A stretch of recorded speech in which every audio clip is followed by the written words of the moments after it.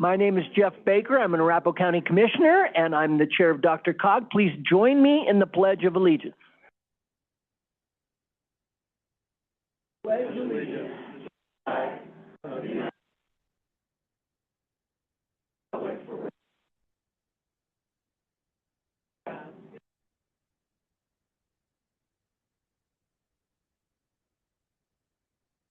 Thank you very much.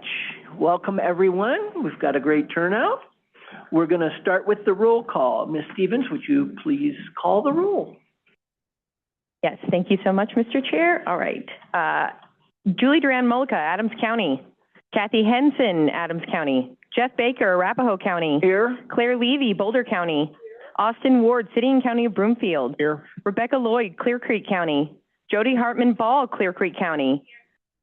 Adam Paul, Denver. Kevin Flynn, Denver. Here. Kevin Van Winkle, Douglas County. Abe Layden, Douglas County. Susan Berriman, Gilpin County. Andy Kerr, Jefferson County. Rachel Zenzinger, Jefferson County. Sharon Davis, Arvada. We'll take it.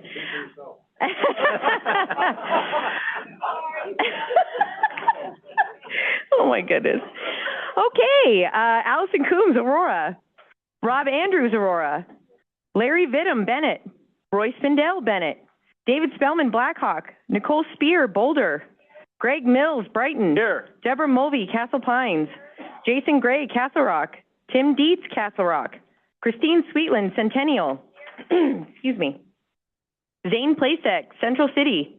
Robert Eber, Cherry Hills Village. Here. Charles Dukes, Commerce City. Here. Michelle Rogers, Dacono. Adam Moorhead, Dacono. Steve Conklin, Edgewater. Good evening. Jack Bethel, Inglewood. Emily Bayer, Erie. Present. Linda Montoya, Federal Heights. Ray Bird, Firestone. Don Cognac, Firestone. Josie Cockrell, Foxfield. Lisa Jones, Foxfield. Wendy Padilla, Frederick. Georgia Kofed, Georgetown. Rich Barrows, Georgetown. Rachel Binkley, Glendale. Gerhard Fow, Golden. Here. George Lance, Greenwood Village. Here. Chuck Harmon, Idaho Springs. Here. Sal, oh my gosh, forgive me. Saul Tapia Vega, Lafayette. I tried. Kyle Bolu, Lafayette. All right, you guys are putting me through the ringer. Jeslyn Sherzai, Lakewood. Robert Reichart, Littleton. Here.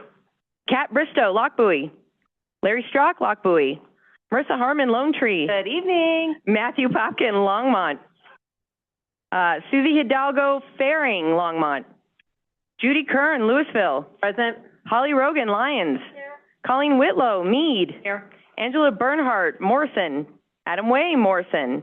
Kathleen Bailey, Mountain View. Nicole Sterling, Nederland. Richard Kondo, North Glen. Here. John Dyack, Parker. Here. Jay Whitaker, Sheridan. Sally Daigle, Sheridan. Lee Bernardo, Silver Plume. Neil Shaw, Superior. Here. Justin Martinez, Thornton. Roberta Ayala, Thornton. Sarah Nermella, Westminster. Jack Johnson, Westminster. Rachel Hulteen, Wheat Ridge. Darius Pakba, CDOT. Here. Sally Chafee, CDOT. Bill Soroy, RTD. Here. All right, and with that, we do have a quorum, Mr. Chair. Thank you very much. We appreciate that. I have a list of, again, the new members. Saul, is that how you pronounce it? Tapia Vega from Lafayette. New alternates, Rob Andrews, City of Aurora is not here, I don't believe. Nate Weingar, City of Castle Pines. Kyle Bolu, City of Lafayette. David Rain, City of Lakewood. Jack Johnson, City of Westminster. There we go. Thank you for joining us. Appreciate you joining. And Josh Sievers from City of North Glen is here as well. Thank you for being here tonight. All right. With that, we will go on to, I understand there's a change to the agenda. So before I ask for a motion to approve the agenda, just want to make it clear that we've got item number 14, is the shared micromobility and the Denver regional update. That's going to be postponed until sometime this summer. All right? With that change in mind, is there a motion to approve the agenda? I would move to. Thank you, Director Harmon. Thank you, Director Flynn. We have a motion and a second. All in favor, please say aye. Aye. Any opposed? Or abstentions? Seeing none, motion carries. All right, we're going to start with item number 5. This is our first strategic informational briefing. Urban Land Institute, and Sheila Lynch, Director of Regional Planning and Development, will introduce this item. Good evening, Ms. Lynch.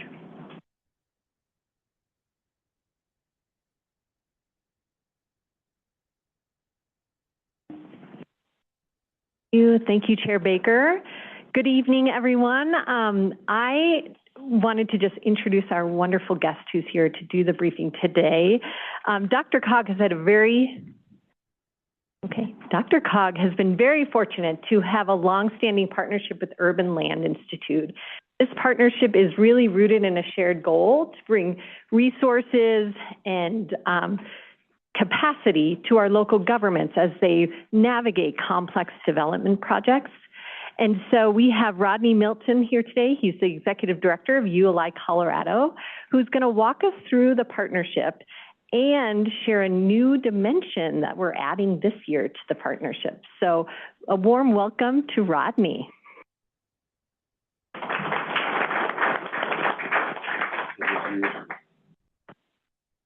All right, good evening, everyone. My name is Rodney Milton. I'm the Executive Director of the Urban Land Institute of Colorado.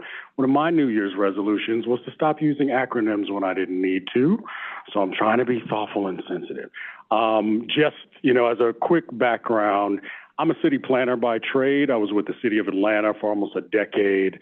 Worked with the Atlanta Beltline before my wife, who told me 15 years ago that we would be relocating back to Denver. I grew up here.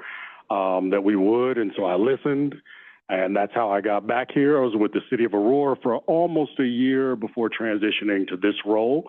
I know many of you in the room, so this is familiar to me, and I feel at home. I've been hanging out with a lot of private sector folks, so I just feel at peace with all of you. My guess is that you've heard of ULI. Hopefully you have. We are a trusted advisor in this community. We are a global organization. These are our 3 mission priorities: accelerate decarbonization and net zero, increase housing attainability, and educate the next generation of diverse leaders. In that vein, I actually just left another event that we hosted, a partnership forum where we've got 4 folks who have been in this development space guiding about 60 young leaders under 35 in this process that includes city folks and across the gamut of the development space. If you don't know about ULI, now that I've said the acronym, I can actually use it now. We're about 45,000 members globally. We are a blend. So the difference that we bring to the table is that we are a multidisciplinary organization. We've got, planners, consultants, architects, brokers, the like. And it's partially because what we are trying to accomplish as a organization is solution-oriented that requires a multidisciplinary approach because we touch all aspects of the built environment. Here in Colorado, we are actually the 8th largest district council in our network. We got about 1,400 members, some of you included. And so, we are ULI Colorado. While a lot of our members come out of the greater Denver area, we've got members across the state. So I'm not going to go into full detail about all the things that ULI does because you have an agenda that is not just dominated by me and I could take over this whole thing. But what we're trying to accomplish through the work that we do is really narrowing our focus to these 3 key objectives and priorities. Number 1, housing attainability. I didn't say affordability, I said attainability, which runs the gambit. So we are all encompassing around those items that relate to housing. And judging by a lot of the data that I've seen, we're all in the same boat with some of the crisis that we face across our state across our region. And so in that vein, this is really an important goal for us of bringing solutions to a regional focus around housing. The impact of the regulatory environment. I'm a leader of a member organization. A lot of our members are impacted by the regulatory environment and ensuring that that's a balanced approach to how we want to solve problems. If we're in our own way, then we can't find solutions, and the barriers to those sometimes are on the policy side. And then downtown revitalization. To be quite honest, downtown Denver is the heart of the region, it's the heart of the state. If it's not beating well, the rest of us suffer from that. And so it's important that we have a double down focus on downtowns in general, but downtown Denver and specifically. These are all the organizations, firms that understand the value of ULI and support our mission, and DRCOG is high on that list. As Sheila mentioned, you all in this organization has been a firm supporter of the ULI mission for a very long time, and I'm pleased to have you all as partners and to be a partner for you. So, as I mentioned before, we do a lot, but one of the things that are really impactful for our public sector members and our public sector industry is really around our advisory services. So our advisory services take advantage of our members. We've got 1,400 members that touch almost every element and aspect of the built environment, and they are at your disposal as intellectual companions, as thought leaders, as I'm seeing a couple of different cities that we've already been involved with to tackle some challenging issues that you might have. So that sort of approach is kind of threefold. One is convening conversations that matter and bringing experts to the table to speak on best practices and solutions. Another is our technical advisory panels, or TAPs. You see how I'm doing right now? Like I'm really focused. I don't know how you guys are doing with your New Year's resolutions, but I'm killing it right now. Okay, so our technical advisory panels, essentially imagine this. You've got a site in your city, you've got an area of your community, you don't know what to do with it. You've tried a lot of different things, and you're not willing to spend $150,000 for a market study, another one, or a different planned approach, and you need a quick solution that is catalytic, right? Trying to take a step back away from your close proximity to what you're seeing, take a step back and leverage the expertise of our membership to kind of tackle those solutions. I'm seeing Steve there. We were just in Edgewater City, was it last spring? Yep, and there was a parcel that they really wanted to understand, how to unlock the potential of this parcel. We do parcels, we do projects, we do larger areas, but it's really around, let's get some brainstorming involved in how we can move things forward. I think we were in the city of Littleton last year as well. We did Brighton, and he gave me candy too, so I was looking for, I'll hit that later. It's cookies, candy, you guys know how to throw a party. Okay. But we've been in Steamboat Springs, Spear Boulevard, ASP, Superior, and Louisville in response to the Marshall Fire. So we are a trusted advisor that comes at your call. If you've got challenges in your community that you want to find some level of expertise around, these are our technical advisory panels. One other service that we provide that's a little higher than a technical advisory panel is advisory service panel, or an ASP, okay? ASPs are a little bit more involved. Do I have some reps from Colorado Springs here? Okay, well, we just completed an ASP in Colorado Springs. They took that and ran with it. They've got a council that's really heavily involved in trying to move things forward. They adopted it into their comp plan, and they're looking to move it forward quickly. So we've been doing TAPs for a very long time, and a lot of your communities probably have TAPs involved in them. I see Commerce City. I see Arapahoe County. I think we've been there as well. So we've been doing that for a while. Now, The added benefit that we're trying to bring to the table is a program called Urban Plan. I've had the opportunity to meet with some of you, I see Lone Tree in the building, where we've really been trying to focus this particular approach and program on elevating the education and the understanding of the development process for our elected officials. What is Urban Plan? I'm not going to read through any of these, but what I am going to tell you is it is a development scenario. And that scenario involves the participants donning the stakeholder groups that we know typify the development process. So a site planner, the development team comes together, there's a financial analyst, there's a neighborhood liaison. It's fun, it is gamified. Yes, those are real Legos in that picture. But we've found over the course of 25 years, experiential understanding and getting you involved in the process and getting you hands-on is the best way to get you to understand the dynamics of the development process and the trade-offs associated with the development process. And so we've brought this. Originally, Urban Plan was designed for classrooms because I had no idea what planning was or what development was when I was in high school, never heard of those sort of things. And so it was originally designed to kind of get students and undergrads involved in understanding real estate land use and the development process. But as it progressed and as we began to use it, we saw the value of having the opportunity for elected officials. How many of you are real estate involved or land use attorneys or the like? 1, 2. Okay, how about this? How many of you are not? That's better. Yeah. So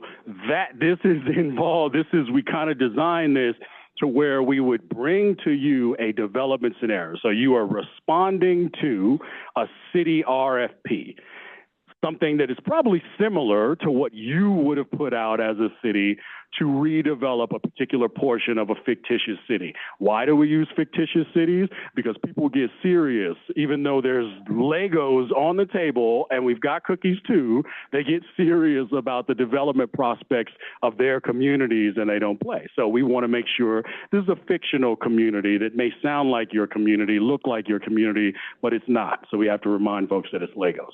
But one of the critical pieces that we include, something that even as a city planner, I really didn't get involved much in on the development side, is the financial piece of development.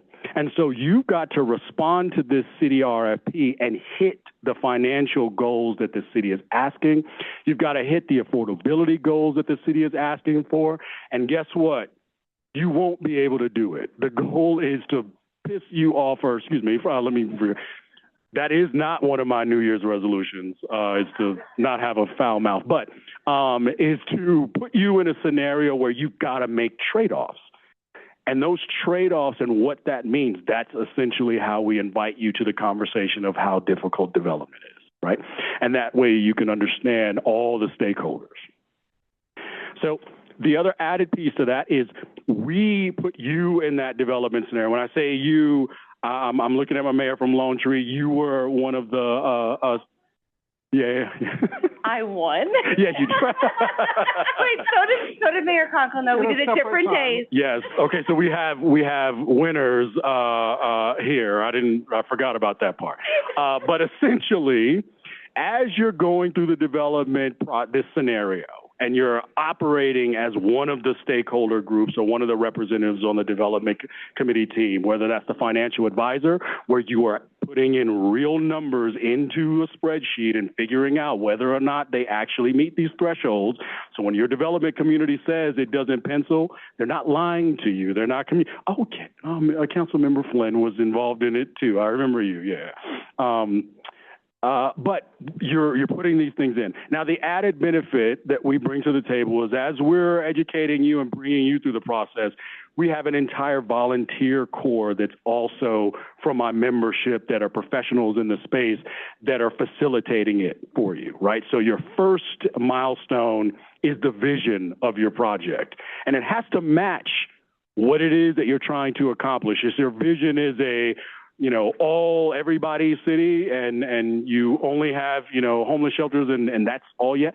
That's not in everybody's city, so it doesn't match your vision. And so you've got a team of experts that evaluate your first vision, your first build, and then it changes and we flip the tables on you.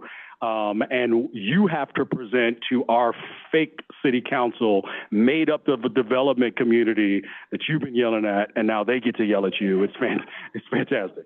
It's cathartic too. And so we flip the tables, but give you an opportunity to present your proposal and what you've done for your city. And again, we are in the process. We've done this for elected officials. That's really the way that we've been delivering this program. It's really for you first. But the opportunity to bring this into your cities and municipalities and your counties for your line staff. So in the development process, it doesn't just include permitting and planning and transportation. It includes fire, water. Is the fire department involved in the development process? Absolutely. Are they developers? Absolutely not. And so the opportunity to do team building and collective understanding is another value add. We are now, actually next month, bringing it into the classroom. So we'll be bringing this to CU Denver. CU Denver is the only university that has planning, College of Architecture and Planning, and so that's where we're embedding it next. And then finally, we offer this opportunity only by invitation to your communities themselves. So I won't come into your community unless you invite me, because if I'm not invited, your community doesn't know who I am. They might, right? But they probably don't. They don't know Urban Land Institute. And so we are a trusted advisor. We are nonpartisan. I could care less. All I want you to do is succeed. And if these are the tools that we bring to the table for your success, they are available to anyone and everyone. And oftentimes communities do not understand the trade-offs in the development process. They might be very vocal in their needs. I know if I had an opportunity to have feedback from the community and then included my son, he'd say something ridiculous. He's a tennis player. Tennis courts for everyone, not understanding the cost, the value, and the trade-offs. And so we want to be invited into your communities to give them the opportunity to understand those trade-offs. And that's what we bring to the table. And you're already supporting that. DRCOG is already a supporter of the efforts that we take, and we welcome the opportunity to come in. So that is it for me. Questions for Mr. Milton? All right. I don't have a question, I have a comment. We were able to partake in this Metro Mayor's Caucus through the Mayor's Leadership Academy. I cannot speak highly enough about how important it is to understand. I'm a past planning commissioner, but many of our council members and planning commissioners didn't have a ton of experience. So for them to be able to see from a developer's perspective truly how it pencils, what the mix of the project should be so that you can get it across the finish line and then present, I can't speak highly enough about, oh my gosh, I forgot how it feels to stand at a podium and not know what questions are coming your way. So the experience was really fruitful. I also appreciate that you don't show up into cities unless you're invited, because we have a very contentious issue happening right now. So I would say we don't want that to happen at the moment. But I highly recommend it for councils and planning commissions to take advantage of this educational opportunity. Thank you for being here. And for the record, I did not plant her there. We don't do that. Director Conda. I too participated in that workshop, and I'm not a plant, but I will say that Mayor Conklin was very innovative in terms of putting a park on top of a building.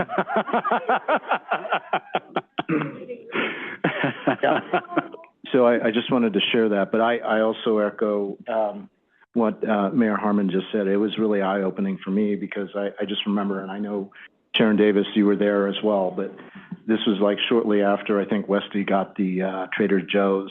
And I just remember sitting on council and everybody's like bemoaning, how come Northglenn didn't get Trader Joe's? So I go to this and I think putting myself in the shoes of the other side, the people that have to answer to stakeholders, helped me at least have a better understanding and appreciation of all of this, whether it's new build or trying to attract enterprises to your city. So thank you. Absolutely. Director Davis. how it is? Okay. Thank you. I did participate in this, and it was very eye-opening. We had to move the blocks around quite a few times. And what I am excited about is bringing this to one of our underserved high schools. Yeah. And just to have that experience of understanding how cities are planned, and then maybe even getting somebody excited about going to school and becoming a planner. And so I think this is a great opportunity that if you have a school that want to start cultivating our future planners, this is a great way to go. Or developers, or architects, urban designers. Any other questions? Any other questions or comments? Hey, thank you, Mr. Milton. We appreciate your presentation. Thank you for having me.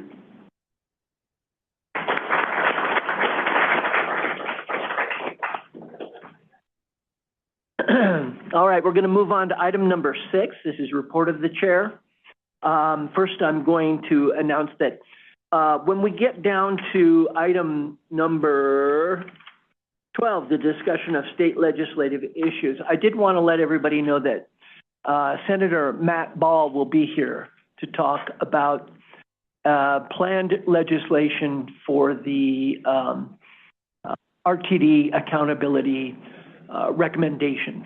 So I just wanted to announce that he'll be here around 7:30. We'll do that. We had a discussion about whether that had ever happened before here at DRCOG, having a state legislator come and talk to us about something, and the consensus was it may be a very good thing for that to be happening. So anyway, I'll just let you know about that. Report of the Performance and Engagement Committee, Director Kondo. Thank you, Mr. Chair. Tonight, the Performance and Engagement Committee met, and we covered 2 topics, one of which is the 2006 award celebration. You have the flyer in front of you on the desk. That portal is now open for various nominations to come in, and I believe it's going to be open for 60 days, if I'm correct on that. Is that right, 60 days? April 17th. Okay, very good. Thank you. So obviously, think about municipal or county or other nonprofit or community organizations that are worthy of recognition, and certainly also consider the John V. Christensen Award. So if you have any questions about that, please reach out to Director Rex. Second item that we talked about is the much anticipated field trip, I call it, the peer field trip to Seattle, Washington. And that will be from May 6th through the 8th. And that's going to be mainly meeting with Puget Sound Regional Council of Governments. They call themselves PSRC. And I have 2 questions to ask of this group.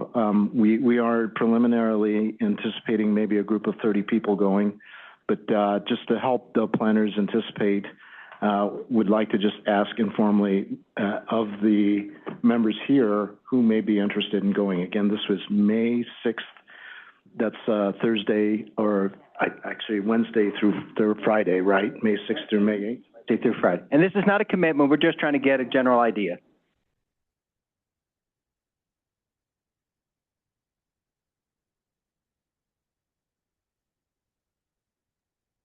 Okay, great. Thank you. And then a second live Survey Monkey from me is any interest of those people to having a +1. Obviously, your +1 would be at your own expense if you were to bring that person. And of the 17, who would be interested in bringing a significant other? Or other person? This is why the executive director asked me to ask that question. Okay, I think we got to count. And of course, this is my last meeting as the chair, and I just really appreciate the opportunity to serve on P&E. It was really a great experience, so thank you very much. Thank you. Report of the Finance and Budget Committee, Director Shirazai. Yes, thank you, Chair. The Budget and Audit Committee met on February 4th. We had a number of items on the consent agenda that were amendments to contracts that already exist, just cleaning up timelines as folks get situated in those contracts. And then we had 2 additional action items, allocating some funding that was rollover for the Older Americans Act during the 2026 fiscal year, as well as an award for the Fitzsimmons Innovation Transportation Solution Study to support some of the work that's happening out there on the east side of the metro area. And that's it for me. Thank you very much. Report of the Executive Director, Executive Director Rex. Thank you, Mr. Chairman, very much, and good evening, everyone. Just a couple odds and ends to start off this evening. So on the consent agenda tonight, you'll notice that we have an item in there related to finance and budget and performance and engagement assignments. All those that applied, you're all in. So you don't have to sweat it out anymore. I know you were. So we're able to accommodate everyone. We have 13 on each committee. We can have as many as 19. So if you're still interested, you know, you're more than welcome. Just reach out to us and we'll get it on a future agenda. Or maybe if you're, you know, kind of on the fence, you're more than welcome, of course, to come to any of the meetings just to sit in to see if it's something you might want to take on for a.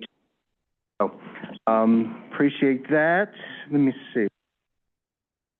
Also, as the chair mentioned, yes, Senator Ball will be present around 7:30 this evening, just to have a conversation. He did reach out. He's reaching out to many of our partners and associations, CMLs, CCI.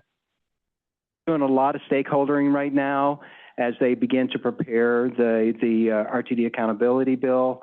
So this is really your opportunity to dialogue with him, and not the other way around. It's an opportunity for you to express any of your concerns about some of the recommendations, or, you know, any opinions you might have. So he's going to be here for 10, 15 minutes or so. So yeah, so we're thankful for that. Let me see. Winter Bike to Work Day was this past Friday. Really, really well. Over 5,000 riders participated in that, which is very high for a winter event, probably because it was 68 degrees and sunny in February. So it was crazy. So, but we had tremendous media coverage on this. I know media coverage in Edgewater as well, and we staffed the station down here in front of City Hall. Great event. Thank you to all of DRCOG's Way to Go staff and our partners for everything you've done.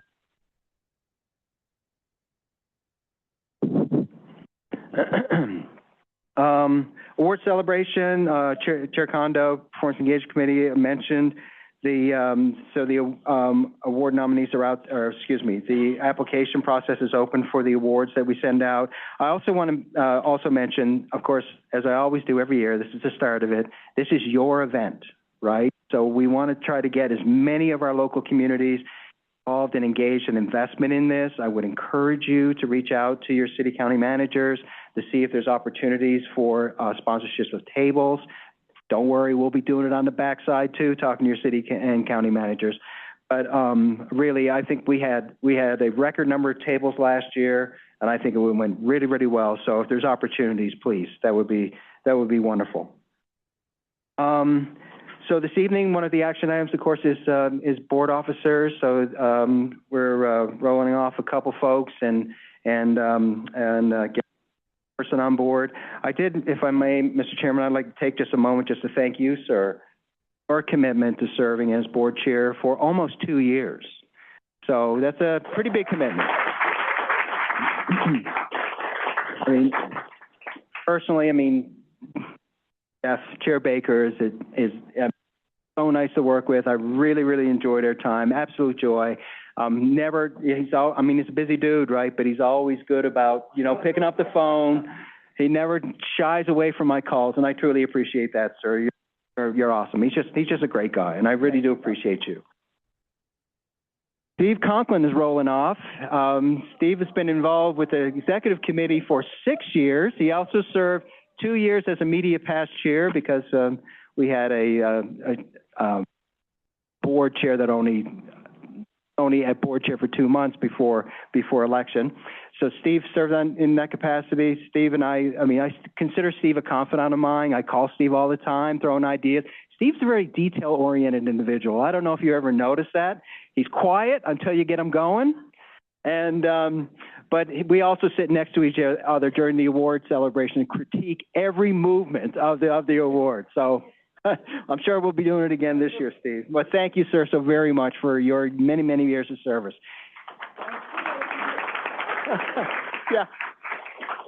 Yeah, he's not going anywhere. He's been around. Where's Steve? 2016 was when Steve's been on the board. There's a few folks who've been around a little longer than that, but not many. So thank you, sir, so very much. Yeah, indeed. A few other things real quick, seeing I got the mic here. Holly, is this your last meeting? Okay, I'll save it. But we're going to miss you. I'll say that now, but yeah. All right, we'll talk about that. We won't talk about that stuff now. Mac Callison. Mac Callison, I don't know if you know Mac. Mac, stand up, Mac. Mac Callison is a longtime employee of Aurora, a true dear friend of this agency. You may notice, I don't know if he's missed, I don't know how many board meetings he's missed, but he comes to almost all of them. He's a stalwart on our Transportation Technical Advisory Committee, serving on behalf of Aurora and Arapahoe County. And we're truly blessed to have him do it. He has recently announced his retirement at the end of February? At the end of February. And we're truly going to miss him. But he said he might show up for public comment, so I wasn't too pleased about that. But thank you, Mac, for everything you've done, and we're going to miss you, sir.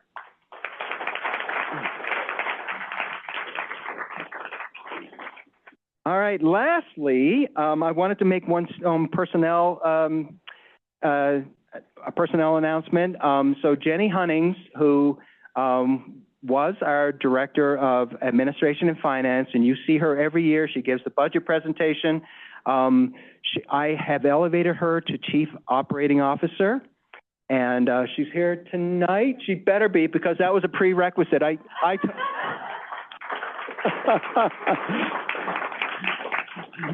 told her she had to start attending our board meeting, so I appreciate her being here. She's been a tremendous asset to this agency. She's been around for 11 years now at DRCOG, served as the director for 6-7 years, and quite frankly, she's already doing the work of a COO anyway, so she'll be helping me in tandem on more internal day-to-day affairs, so which will allow me to do a lot more external stakeholdering, as well as working on more strategic planning for the agency, which quite frankly, nobody's really had an opportunity or the time to do. So I'm really excited about that. So thank you, Jenny, for your willingness to step up.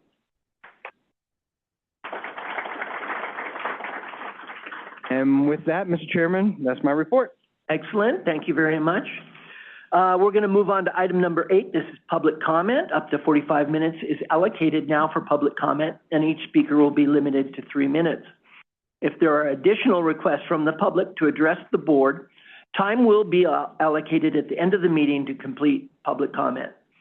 I'm going to request that there be no public comment on any item, any issues for which a prior public hearing has been held before this board.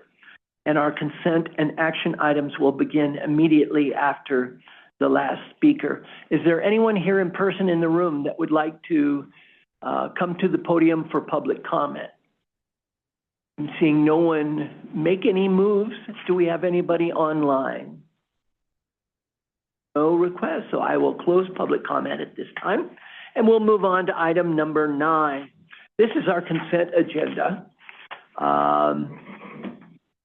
It consists of 5 items.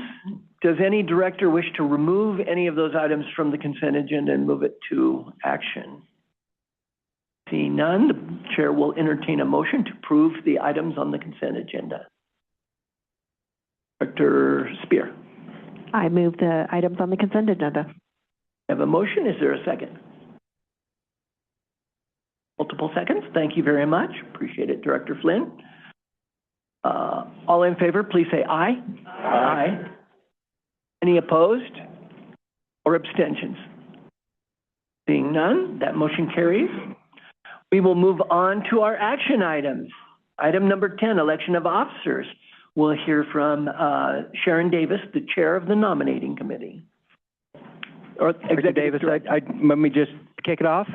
Sure. Well, thank you very much. The reason I'm doing this is I mentioned to Sharon real quick before the meeting tonight that I had her name on 2 items here, but I didn't want her to feel out of place having to comment on this. But I will tell you that, you know, you know, the nominating committee, let me just speak to the nominating committee. I want to thank them for their time and commitment to it. It's hard trying to get, we need the full quorum, which is every member of the committee to be present at the meeting in order to take action. And I will tell you, in this item, the next item, as well as the F&B forms and engagements, there are conversations about, and they take this job seriously. So I want to thank them so very much for the work that they do. Director X, I was going to say the exact same thing. I was really impressed that everybody made time to meet. We actually met on a Friday afternoon, and everybody was there. So thank you. And this is one of the few organizations that I'm involved in where we don't have to pull teeth to get people involved and to step up to the plate. So thank you, and thank you to everybody who showed interest. And it was very exciting to be a part of this committee. So if I may, Mr. Chairman, so the nominating committee is recommending the following for slate of officers for the upcoming year. So Vice Chair is Richard Kondo, City of North Glen. Secretary, Jasmine Sherazai from City of Lakewood, serving as Secretary and Treasurer, and the new member of the committee, Judy Kern, Council Member, City of Lewis. And just so you know, Colleen Whitlow, so once you advance to Vice Chair, it becomes automatic, that the person is still in office, that they will become Chair. So Colleen Whitlow, Mayor of Meade, will be our Chair for the upcoming year. A member of Weld County will serve as Chair as DRCOG. So it's very exciting. And of course, our esteemed board chair will now become immediate past chair. So it's like a grandparent. I always figure you get all the delights of raising the kids, but you don't have to look after the day-to-day of them. With that, Mr. Chairman, thank you. Entertain a motion. I'll just ask if there's anyone who would like to make a motion to elect that slate that Executive Director Rex just mentioned. So moved. Motion? We have multiple seconds. Thank you very much. Any further discussion? All in favor, please say aye. Aye. Any opposed or abstentions? Seeing none, motion carries. Thank you and congratulations to everyone.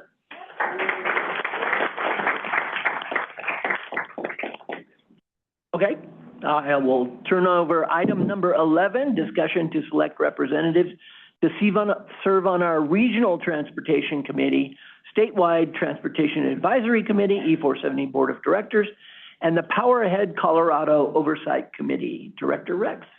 Thank you, Mr. Chairman, very much. And I'll just run through these real quick. I will tell you, there was a little bit of arm twisting went into getting all this slate filled out. I ain't gonna lie, but we're very delighted. I think I speak on behalf of the nominating committee that we're delighted with the results of this. So I'll start with the Regional Transportation Committee. Steve Conklin, City of Edgewater, is willing to serve as a member, as well as Nicole Spear from the City of Boulder. Thank you both so very much for your willingness to do that. Also, we have alternates in Kevin Flynn and Sharon Davis. Thank you very much for that.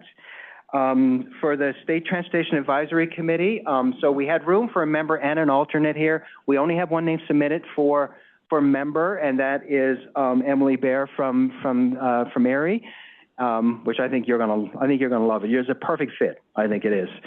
But I will say and we can talk about this here in a minute when I run through the full slate, but if there's anybody that has an interest in serving as the alternate, we would entertain. So just kind of FYI, just noodle that in your brain until we get to the end. E470 Board of Directors, Deborah Mulvey, thank you again for stepping up. We really do appreciate you doing that. And the Powerhead Colorado Oversight Committee, we have 2 incumbents, and those are Emily Bear and Nicole Spare are incumbents that are willing to do it again. Thank you very much. And two newcomers, Kathleen Bailey, thank you very much for stepping up, as well as Charles Dukes from Commerce City. Thank you, sir. Appreciate you. So, Mr. Chairman, if I may just ask if there's anybody that's willingness to serve as the alternate for STAC. Oh, Director Mills. Oh, thank you, Mr. Chair. I'm happy to do that. I've been on STAC before, and I'm happy to at least find room for the alternate position. Excellent. Thank you very much for stepping up. Want to vote on that full slate? All right, we have a slate. Is there a motion to adopt that? Second. We have a motion and a second. Any further discussion? Seeing none, all in favor, please say aye. Aye. Any opposed or abstentions? Seeing none, that motion carries. Thank you very much. We appreciate it, and congratulations to everyone. We'll move on to number 12. Yeah. All right. We're going to hear from Rich Mauro, sorry about that, our Director of Legislative Affairs, and I know Jen Castle is here as well. So this is when we're going to be talking about legislative issues. And again, when Senator Ball does get here, we'll probably go ahead and take that, let him have the floor for his short introduction to his bill, his proposed bill, or not proposed, a maybe bill. Oh, there's going to be a bill. Yeah, there's. So, Rich, you have the floor.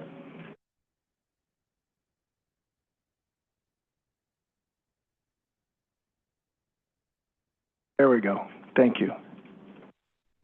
All right, so we have here for you two. Wait a minute. I think that got switched from what I was doing. We got two aging bills. Oh, there we go. Yeah, so we got a transportation bill, two aging bills, and a housing bill. The first transportation bill is House Bill 1065, the Transit and Housing Investment Zones.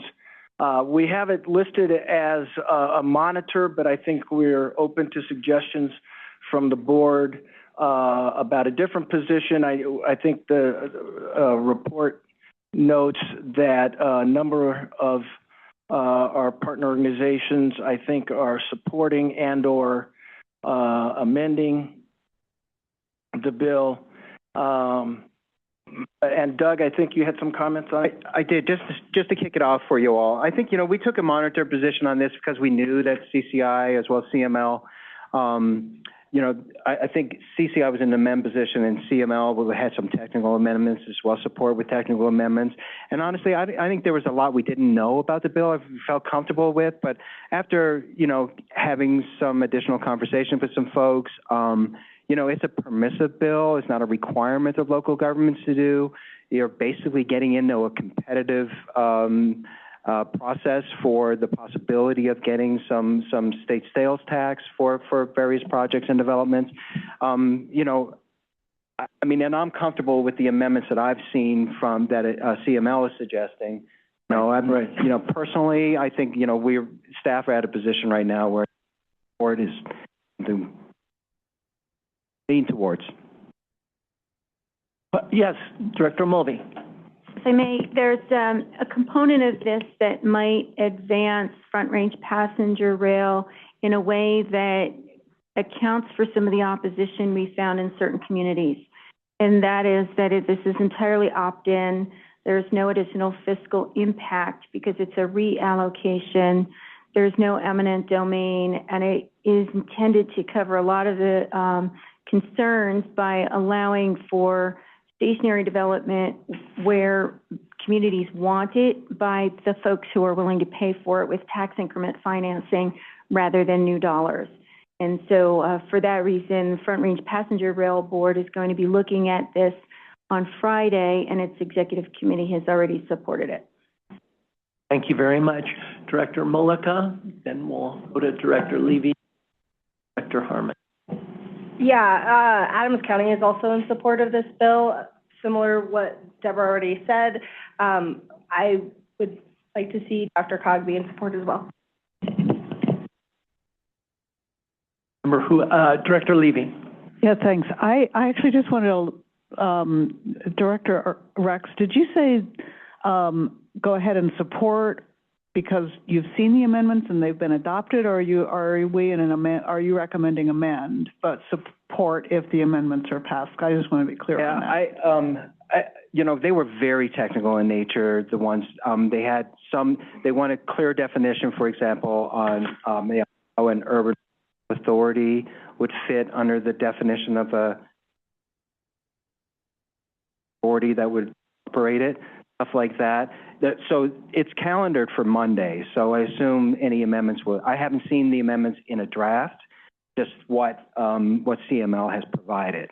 Okay. If we want to be in the amend position, So yeah, in addition to my front range passenger rail hat, which I have no thanks to DRCOG. But CCAT, Counties and Commissioners Acting Together, also supports the bill with technical amendments. So, yeah. Hey, Director Chuck Harmon? Okay. Oh, and Chuck. Okay. Okay. Am I on? Yeah, I'm on. I would just advocate for the support position on this bill. I think in a year where we have more U-Hauls leaving the state than coming into the state, and we have a large budget issue, this is another tool for municipalities, and quite frankly, will help the state budget in addition. Thank you very much. Director Harmon, the other Director Harmon too. That's okay. No, Mayor Harmon did an excellent job, basically, but she stole all my words. I just want to say I think we should, I would recommend approval of this. Okay.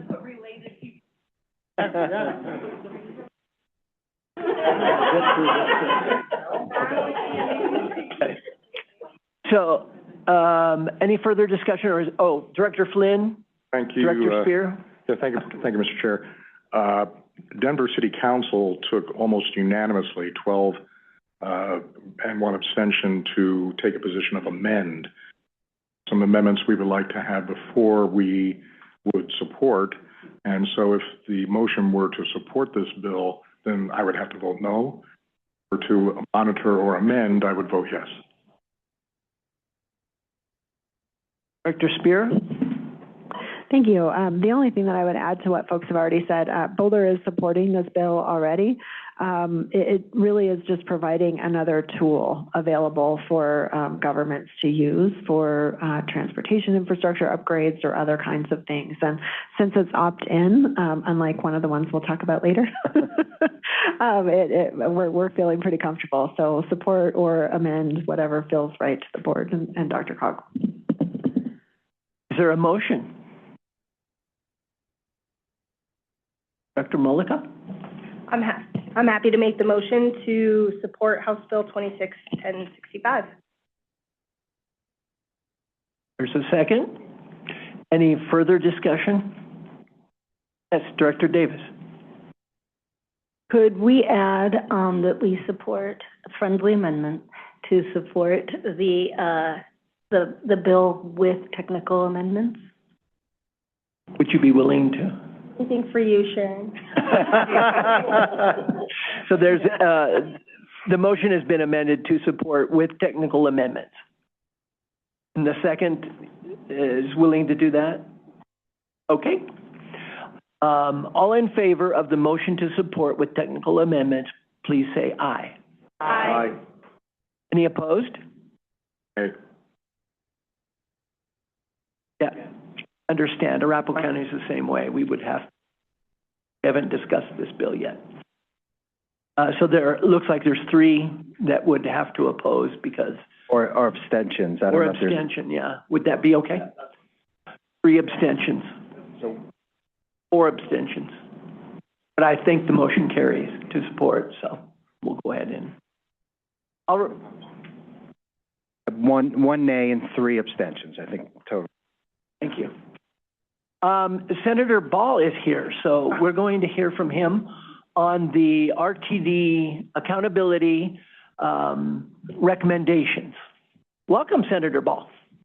Thank you very much. Can you all hear me? Wonderful. Thank you so much for having me on short notice and squeezing me into the agenda today. If I haven't met you, my name is Senator Matt Ball. I represent Senate District 31 in the state Senate, which is everything from where we are now in Upper Downtown out to Lowry and the border with Aurora. So, all of BRT is in my district. And I'm here to chat with you about the RTD Accountability Committee and the report that came out at the end of last month. So I don't have to tell all you that this is really the continuation of a conversation that has been happening for years. And of course, the Accountability Committee reports in 2020 and 2021 that involved DRCOG were, really the start of that. But this report, I think, brings up this question again of should we make changes to the governance structure of RTD? And so I am going to be running a bill this session that comes from that conversation. This was a bill that Faith Winter would have run, but sadly, of course, she isn't here and can't run it, and so I'm stepping in for her to run this bill. And I'm really coming here to you to start a conversation. I was not on the Accountability Committee. I want to get input from everyone who's been involved in this conversation over the years to hear what you think. Really about two big questions as I see it. The first is, should we make a change? And I'll just say, my perspective on this is I badly want to have a good transit system in this city. I love this city. My constituents want to have better transit in this city. And I think it can be much better. And that's not anything personal against anybody on the board or the agency as a whole, but I think that RTD could be better. And I think the governance structure of RTD does play a part in that. We are an outlier with a 15-person elected board. That's really unusual. There's only 3 elected boards, period, throughout the country. And I've been on a bunch of boards. You all probably have too. I'll just say a 15-person board, to run a technical agency, I don't know if that's, the best way to run something that does require a lot of expertise. And it's appointed in a lot of places because you need that expertise to do something like public transit. So that's how I come at this issue. But we haven't put any pen to paper. We're really, I'm talking to you here, talking to RTD next week to get input from their board. And then we'll start the process of, coming up with something that we think reflects what we hear from everybody who's been involved. So I'm happy to come back to this group. I just wanted to come in today, really to invite you all to engage and give me your feedback. I will say, maybe last thing on this is, one of the things that I think can be tough with the RTD issue is, I do think there are a lot of people who do believe that there should be a change in RTD. And I think that's actually true even for the current board, having talked to a lot of them, maybe even a majority of the board. What it should look like instead is a difficult conversation, in part because there's a million different ways to do it. And there's a lot of different people who have different proposals for, how to make RTD work. And ultimately, there's only one solution that we can land on. So, I want to hear your feedback. I'd encourage you to read the report. I think it does a really thoughtful job of breaking down the places, compared to other regions where, we should look at making changes. But in any event, look forward to hearing your feedback. Would love to come back. I don't think we'll be introducing anything until mid-March, but we'll be drafting over the course of the next, say, month or so. So I'm happy to come back, pre-introduction or post-introduction, once we do have something to present, but as of now, really just seeking input and happy to answer any questions. We're going to go, and if you would introduce your community that you represent as well. Director Kondo first, then Director Ward, and Director Mullica. Thank you, Mr. Chair. Rich Kondo, City of Northglenn, and I'm not speaking in my capacity as not speaking for Northglenn. I'm just going to relay to you the concerns that I heard from a number of residents regarding the consolidation of districts. And the issue is that if you're going to consolidate these districts, but yet they are so large, it kind of makes it prohibitive for your average citizen who may be interested in running and representing that particular community to be able to have successful campaigns. Literally, I think some of these districts are bigger than cities. And just seems like they're perceiving this, the residents are perceiving this as yet another barrier that makes it harder for the average commoner to have an input and to hold the organization accountable. Thank you. Thank you. Director Ward. Thank you, Chair. Austin Ward, Council Member for the City and County of Broomfield. I think to answer some of your questions, I personally think the RTD board is too large for its technical nature. Also are my employer, just so everyone. But I think one of the other challenges that plagues RTD that I'm not sure is necessarily going to be addressed in this particular bill is the dichotomy between the types of service that RTD has to provide. RTD is very unique in that it is one of the largest transit agencies in the country by square miles that is required to provide all types of service, ranging from intercity or regional bus service and train service to local bus service, whereas other agencies like Puget Sound area, Pacific Northwest, with Seattle, they have Sound Transit, which runs the regional stuff, and then King County Metro runs all the local service within King County, and Pierce County Transit operates within Pierce County. And so I'm not sure that simply changing the structure of the board is going to get at the core problem that I think plagues RTD, and that it's just too large for the types of service that it's required to provide, number one. Number two, not addressing that issue, I think for us in the more suburban areas that are doing the best we can to build for a more sustainable environment that is conducive to transit, we are not getting the responsiveness from RTD, and they don't seem to want to be responsive to that. And I'm not sure how best a board structure could better responsive to communities in that regard. So those are just some of the things that I wanted to point out to you. Yes, go ahead, Senator. Yes, thank you. I think those are both fantastic points. And I will say, changing the board structure is not like the silver bullet that's going to suddenly transform everything, involved in transit in this city or in this region. But I do think it's sort of, a lot of things are downstream from that, right? So, I mean, different communities have, different complaints about RTD. But I think almost every community does have a complaint about RTD. And I do want to be clear, this bill is not to solve all of those complaints. The bill is, the board, the district, RTD should be doing a better job, resolving all of those complaints. It's about, do we have the right system to set it up to do that? And so that's where, I want to focus the conversation. And I haven't given up hope. I think I would push back a little bit on it being just not possible to deliver good service with the size of RTD and just how different the region looks. I do think that it could do better, even sort of within the unique structure that it has. And I think, part of that answer is what the board looks like. My apologies, I skipped over Director Levy. I want to go next. Tonight?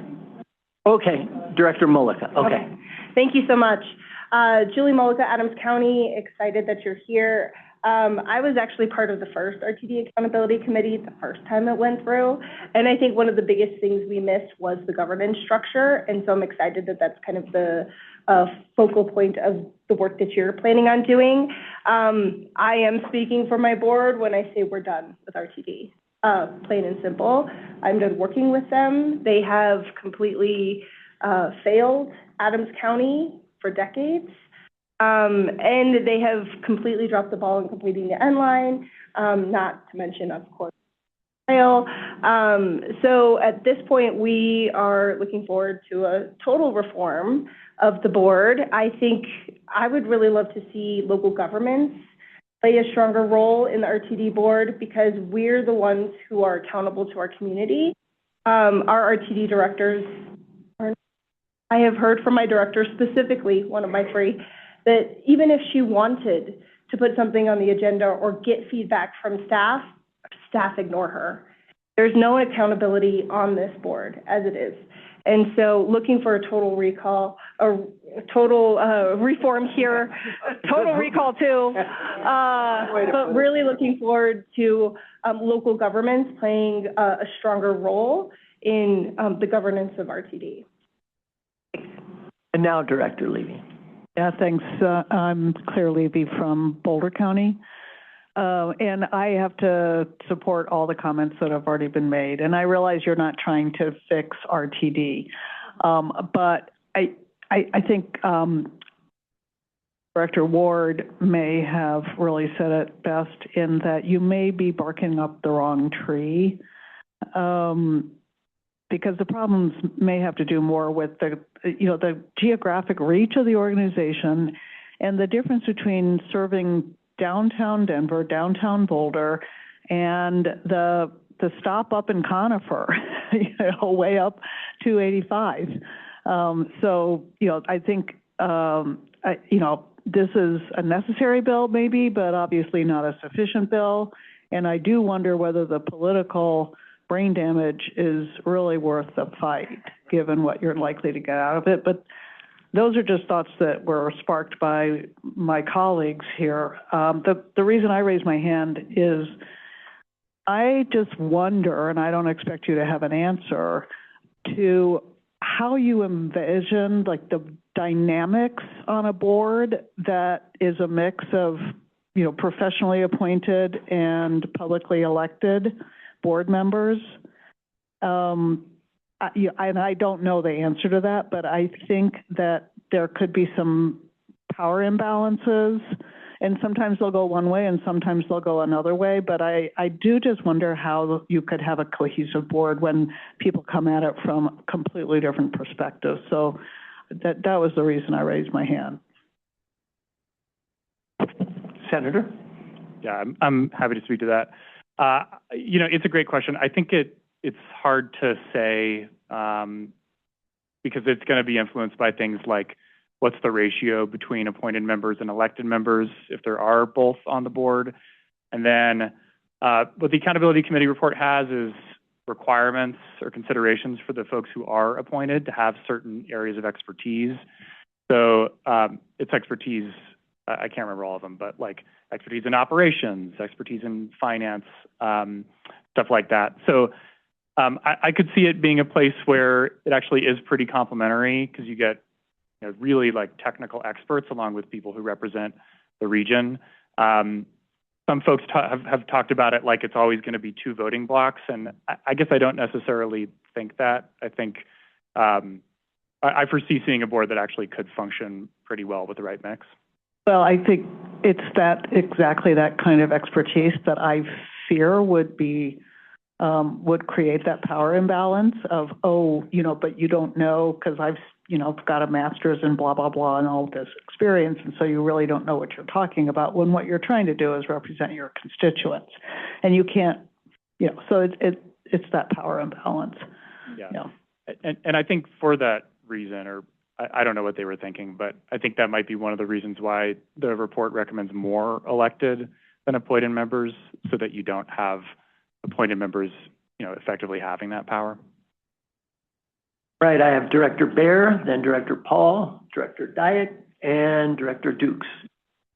But right now, Director Baer.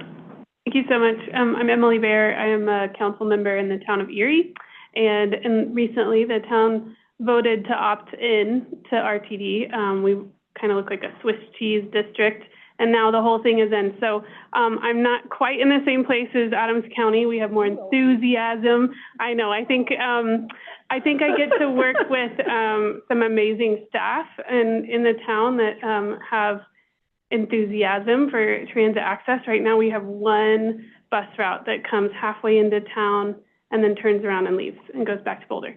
And so we are just excited to expand that. We have one of the only high schools in the RTD district that is not served. And so we've come up with ideas. We've supported bus stop design and included more bus stops through town to expand service, that one bus line, and then bring another one in and maybe hopefully get a train, or a train to the plane, that would be great, but a bus to the plane. And so I think that there's building enthusiasm in my community. So when we talk about restructuring the board, I understand the need for the expertise and those appointed folks. I think what I've heard from staff in these conversations is a little concern about taking the representation away from local communities, because we really understand what we need. And so I was happy to hear you say that looking at the whole system, I think, is what we need to do, and being more nimble and having that representation is really important. Because I think when we talk about Erie, I think a lot of people think about this little rural cow town, and that's just not what we are anymore. And so when I come to tables advocating for transit, people are like, you have 7 people, what are you going to do with transit? So I hope there's opportunity in the bill to address that, keep that representation on the ground, while also bringing in the people who have the expertise. And I think that Commissioner Levy brought up a good point of the kind of the heartburn. I think that that's smart to go into that conversation eyes wide open. But responsiveness also, I think that is an issue.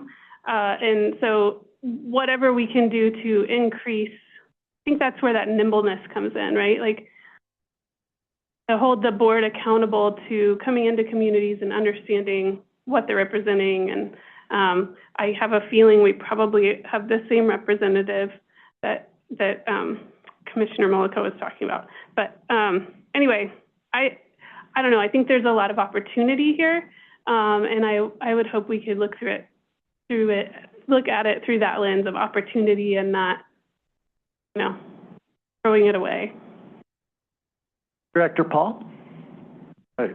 Thank you, Mr. Chair. Senator, thank you, my friend, for taking this up. It's a heavy lift and certainly worthy of doing. I know we all have different experiences in different communities with our team. Selfishly representing the city and county of Denver, my council member who's here, as well as the mayor's office, I think the structure and the makeup of that board is just going to be critical to the size of Denver, and I think you might see that from other communities. And the idea is to shrink, which I think we certainly feel that could be a good opportunity to have more responsiveness, to really be more cohesive, get the technical expertise that you're looking for. But when you have a city the size of Denver that has probably the largest ridership and the largest amount of dollars going down to just one representative from, I think, 4 or 5 is a challenge. Certainly not something we can't get through, but I know that that's one thing we're going to want to talk through. And also, I think there's some concern with the governor appointing. Governor now, governor next, we don't know, but that could also lend itself to some, I think, problems in the future that we'd love to try to figure out if there's a better way to move forward. Director Dyack. Thank you, Chair. Again, I appreciate your attendance. There are 2 things that I think we all have agreed upon in my 14 years here. One was the housing bills a couple of years ago that was coming out, take away local control. And the second was we have issues, all of us, with RTD. So I think you're on point with that. I was board chair here when we did the first accountability study. I think we were very excited to try to figure out a blueprint moving forward. And I really wasn't part of what you're trying to do to try to reform the board. There were some people here, and I'm happy to give you at least one name to connect with. But that just didn't seem like the right time to do it. Within the accountability study or report, to me, what really interested me, and it's sort of been talked about here, I think Director Mullica brought it up, was more of the governmental input and how do we do that. within RTD, within Parker. I'm from Parker. My name's Sean Dyack. All the citizens come to us and say, hey, can you help us? And we say, well, there's a board, and here's your rep, and we get feedback that through no help, they can't bring up their concerns. They can't get something passed because we're in the South Metro, and the board configuration is such that the concerns of the South Metro just really didn't play because everybody has concerns. So, to me, I think this, if you figure out a way to move forward with this, I think it's good. As Director Paul said, I think the geographic footprint needs to be addressed. We're here on the outer ring in Parker. We feel we put money in, we don't really get the return. And again, we're okay with that because we realize part of that's going to the regional network, which we're more than happy to support. But there's a part of it which should be local service. And Parker thought, I thought, the sub-regional service council concept would allow us to have a seat at the table to potentially say, okay, maybe big buses don't work in Parker. Maybe there are some private things we could do. So we in effect, we're asking for RTD to create some sort of municipal equity, if you will. Here's how much we put in. Here's how much we get out. And some of the tough stuff would probably be, what's our regional share? And once we figure that out, I think it would really help RTD because if people are asking for more service than they're putting in, it doesn't put the pressure on RTD, it puts the pressure on the municipality to say, we're giving you more, or we're giving you your fair share. If you want more, we need to figure out how to partner with that. So to partner, RTD has this concept called travel sheds. We here work in sub-districts, regional, sub-regional. So our sub-region is counties. So then there needs to be a way to create, how do we get from travel sheds to sub-regional to counties? Because if we can do that, I think we have money within our TIP, within our funding structure, where we can actually partner with RTD to potentially increase service without having to increase the financial burden within that. So I think there are some things that can happen, but I know you got to crawl before you can run and all that stuff. So, I appreciate what you're doing. I think there's some resources here. It's a first step, but to me, don't forget about us and let us know what's going on so we can provide you input, because there's an awful lot of people around here who have different experiences and have been through different things. I think that could be pretty valuable at sort of reforming this RTD thing as we move forward. And you have one of us up there, Senator Lindstedt. He was here back in the time, so he's been involved in these bills, and I think he's trying to push some type of the thought that I've been orating on right now. But there are some people here that can help, so I appreciate your attendance. Director Dukes. Thank you. Can you hear me? Thank you. Thank you for your work, and thank you for being here tonight. And I guess I just want to, I'm Charles Dukes from Commerce City, and I just echo a lot of the concerns that have been expressed tonight. I think the other point I'll just add to it is that my concern is that we'll have this bill and it'll be celebrated by reconfiguring the board, and then everything moves on. And so I think that's something to keep in mind about the level of frustration. If there's a celebration, hey, we made a different configuration of the board, we consolidated it, et cetera, but it doesn't get to the root cause, or it may not get to the root cause of what some of the issues that are expressed tonight. And so if there's anything as you're processing and thinking through the report, the analysis, and thinking through how to move forward, not just stopping at the board configuration and celebrating that alone, that will probably go a longer way. Senator. Yeah, I totally agree. And this is a first step. Like, I think this has to be a continuous process or a multi-year process. So I agree with you. And I mean, my hope, the issue of, appointees and who makes appointments came up earlier. there's, a lot there. And this isn't, to be clear, this is not, a bill the governor is running. If the governor does appoint, it would be a different governor. I haven't even spoken to the governor about the bill. But, one thing that, one argument I think is good on the governor appointees is, ideally that gives the state some skin in the game. And with skin in the game, I think, the funding discussion also, becomes a little more actionable at the state level because you have a governor who has some responsibilities. And so I just say that to say I think I see this as a first step. And then I think there's more conversations to have about things like funding, service, ridership in the years to come. But absolutely, I don't think this, if it does pass, will be like the victory lap that we fixed it. Director Ward, quickly. Yes, thank you. I didn't touch on the appointee versus elected position, and I completely forgot about that. I'm not necessarily a fan of the governor making the appointments. I know you just mentioned that it provides the state some skin in the game. I think the state should have skin in the game regardless of whether there are appointments by the governor or if it's entirely elected or some other combination, because the Denver metro region is the largest economic driver for the state right now. So the state does have an interest in it. For me, I actually think if we go down an appointment route, whether it's entirely appointments or there are certain appointments that are the technical nature as recommended by the city, maybe a different body makes the appointments. I'll just throw DRCOG in there for right now because at least we are even more accountable to the residents, number one. And I think it provides more accountability on our end to say, hey, you're not kind of representing not only RTD the best, but you're creating this tension within the board that is not helpful for implementation of RTD's mission. Not saying that has to be the one, but I'm just throwing that out there. Senator? No, I appreciate that. And I'm very open to ideas here because it is kind of a hard problem to solve. If you want to keep the board smaller than it is right now, having locally appointed seats, there's just so many localities, right?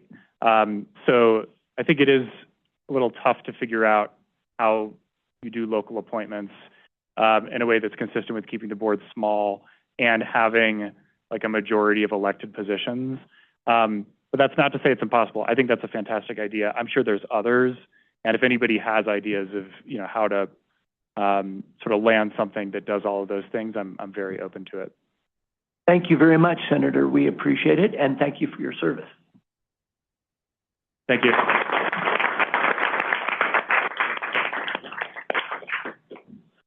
All right, Rich?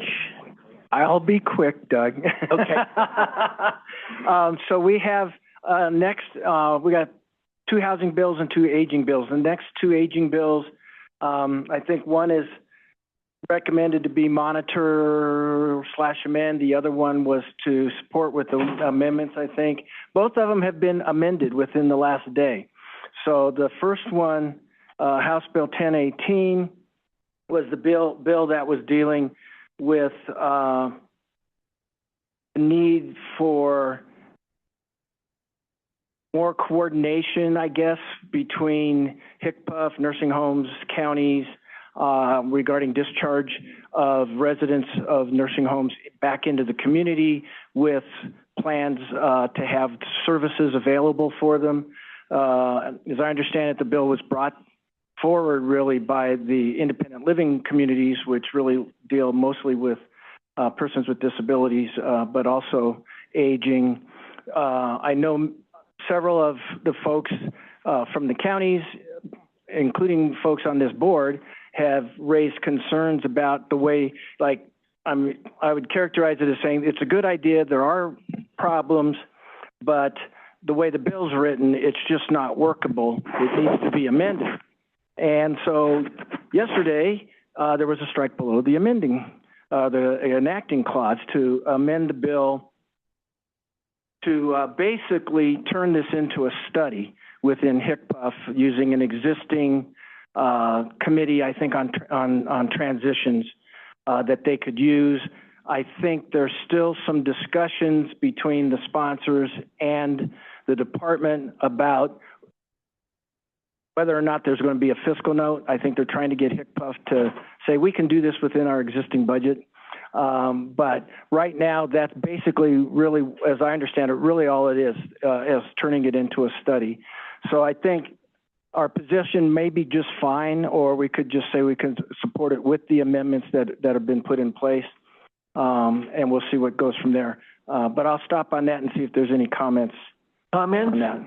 Questions about, if it's a study, we don't normally take a position on studies, so I don't know that we would take a position on it. Correct? Well, we have. We've taken positions on studies before. I mean, but not always. Yeah. Director Levy. Oh, thanks. When you've been around long enough, you see these things come around a lot, and I'm very, very supportive of the issue that they're trying to get at here with people are actually legally entitled to be in the least restrictive environment. And there are many, many people in nursing homes in Colorado who actually could live safely in the community if they have the long-term services and supports. And it's costing the state a lot of money. So that's the problem they're trying to fix. Years ago, I served on a HICPUF committee on long-term services and supports. I don't think anything changed. So I understand the bill was very problematic in the way it was written, and I know there were a group of people that were trying to work on improving it. And I guess I just wonder whether, difficult bills turn into studies and then frequently nothing happens. And do we really actually want to send a message that we'd like to see something happen, and the bill needs to be amended to address it rather than watered down to a study? Other comments? Director Daigle.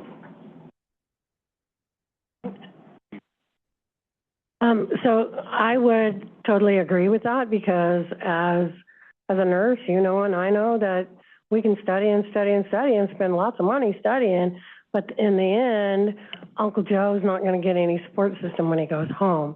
And that's the bottom line. What we want to do is keep people out of nursing homes if possible, from hospital on. If we can send them from a hospital to a home with support system, that's what we want. And I think sending a message that we'd be willing to support with amendments as opposed to supporting a study, because it'll get lost in a study. Right. Other questions, comments? I had a question for either Rich or Jen. Do we know whether the amendments that strike below address CCI's amendments? There we go.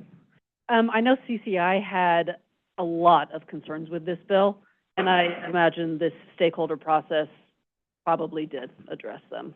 All right. Because it doesn't force counties to do anything anymore. Is there a motion?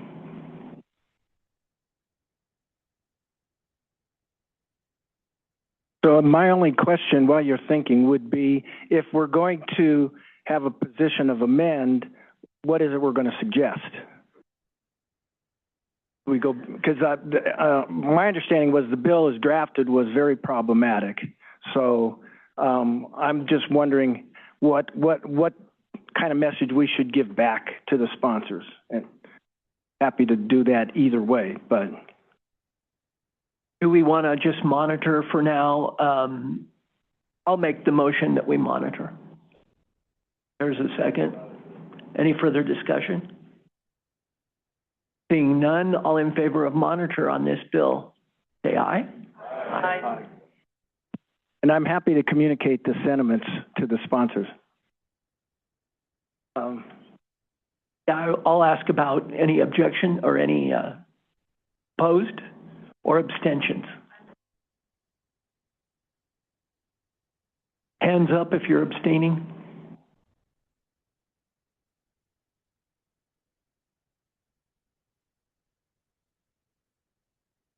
All right, so the motion carries. monitor. Move on to the next bill's, House Bill 1107, dealing with, essentially really dealing with two things, two parts. One part is,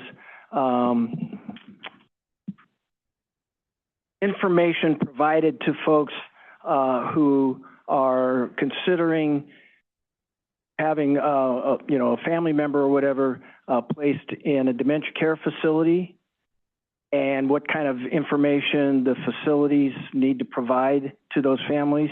And then a second part dealing with enabling, under various circumstances, CNAs and LPNs, licensed practice nurses, to provide injections with certain, with certain conditions, because they don't have that right now. There are a lot of concerns about the CNA and the injection part. Nursing organizations oppose the bill on that. Most of the rest of us, like in the aging community world, really have said we just support what's going on with the part about having the dementia care facilities provide more accurate information for the prospective tenants. So in committee this afternoon, there was a strike below the amendment that addressed some concerns that mostly the industry folks had as far as what they're required to do and the information they're supposed to give the folks. There was a lot more concern, and that was pretty non-controversial after the amendment. There were a whole lot of issues about the medication administration part of the bill, to the point where the amendments they had to try to address some of the concerns for that, they still got bogged down and ultimately ended up taking the bill off the table and not having a final vote, because they want to try to figure out if they can resolve the issues on that part of the bill. Otherwise, they may just drop all that and just move ahead with the dementia care part of it. So I think we had that one for support with amendment. We're comfortable as staff with the amendments for that part of the bill that deals with dementia care to support it. We could still do support with amendment, but unless folks in the room have some insight as far as the CNA and part of the bill, as staff, we figured we would just stay out of that. questions. I have a question for Jen. Do we know who all is supporting this? Organizations? Yes. I know AARP is the Alzheimer's Association, and I'll look to see if there's others. Yeah. And Rich, Rep. Frey does not have the votes with the injection Put that part in, of right. in the bill. Yeah. So if she wants to keep the bill, she's going to have to remove the injection part. Other questions or comments? Motions? Oh, there, sorry about that. Director Daigle. So the only issue that I really have would be, why are they adding medication into this? And that, as a nurse, and I'm an LPN, and I can promise you I start IVs, and I give injections, and I've done it for over 35 years. So that was one of the questions that came up in the committee's debate. There are some CNAs that can also give medications, and they have to go through extra training, but it is a thing. And the Department of Regulatory Agencies controls all of that. So why would they want to introduce in a bill? So take all the medication crap out, and I would be willing to support it. But I think that's what Jen was getting at. Yeah. And so we could, we actually kind of struggled with, can we take a position on just the dementia care facility the dementia part and the facility part? Yeah, take that. And say we support that. So maybe we stay with support with amendment. Or striking out the medication piece altogether. And that's, we can say, certainly record that's the direction from the board, because that would be under DORA. Yeah, and I think Jen was pointing out again, discussion from a number of the members of the committee was exactly that basically getting to the point, can we just take this out of the bill and you can maybe get another bill or address it next year or something? Or just So that may ultimately happen. Executive Director Rex? Yeah, I was just going to mention real quick, Mr. Chairman, I think, the amend position seems more appropriate. Because we could support it, it doesn't appear if the CNA language is still, I don't know. Comments? Questions? Motion. Director Kondo. Motion that we support this bill with amendment that removes the elements of CNA and providing injections. Second. Have a second? Any further discussion? All in favor? Raise your hand, please.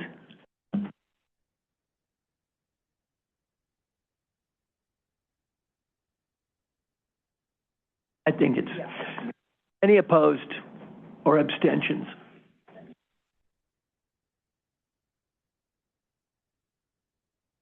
I think those were all abstentions. Right. Okay, the last two bills, the two housing bills, which again, I think you all probably have been part of discussions on. That motion was carried, just to let you know. At your councils and commissions or partner organizations. The first one is the so-called home bill, House Bill 1001, that's already passed through the House, is in the Senate. I don't know if it's even been assigned to a committee yet, because I keep looking and I don't see it, but I know it's not on the calendar. So but it's passed through the House and it's in the Senate. It was significantly amended in the House, but I don't think any of our partner organizations have changed the substance of their positions, might be seeking some amendments, but we wanted to get your direction, Mr. Chair. Yes, I'm sorry, Director Levy. I'm trying to look up what. Oh, that's fine. Rich wasn't quite done with his sentence, so that was fine.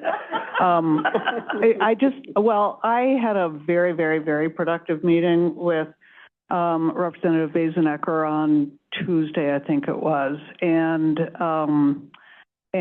so Boulder County's official position is opposed, but I did not take notes on this because Mark Rosen was in the meeting and taking notes, but he's prepared to propose significant amendments to the bill that address a lot of the concerns I know that communities have raised around the suitability of industrial properties, properties that are zoned agriculture, the ability to take public comment on proposed developments, on limiting it to the 3-mile areas within the 3-mile plan of a municipality, having possibly a criteria around census designated tracts of 5,000 people or more. There are more. And I'm just listing some of these just to say that he's very motivated to try to get as many communities to yes as he can. And so that's all I want to say. I wish I actually had the comprehensive list, but I don't. But I'm really, really impressed with how hard he's working. And I don't know that Boulder County will get to, he would probably get to monitor at best, but he's if your community is willing to sit down with him and take the time, he'll do it. Director? So it's pretty simple. Golden opposes. Director Lance? This is clearly another, they know better than we do. Clearly they believe that once again they can force everything down. I would submit that we ought to oppose every one of these strongly. Director Van Winkle and then Director. And Representative Bosniak, he is a very hardworking representative, but if he wanted to make those amendments, he should have done it when the bill was in the House. It's in the Senate now, so he can't make those amendments. Director Sweetland.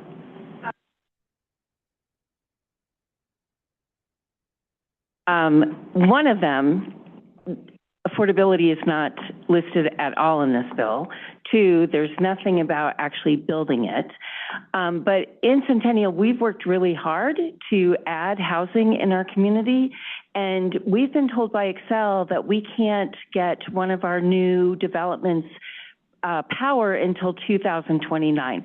So it's lovely that they want to do this bill, but maybe they should start working on the things that they actually have access to, which is maybe getting power to housing developments, and then we can build it. But we're opposed, and obviously the biggest reason is local control.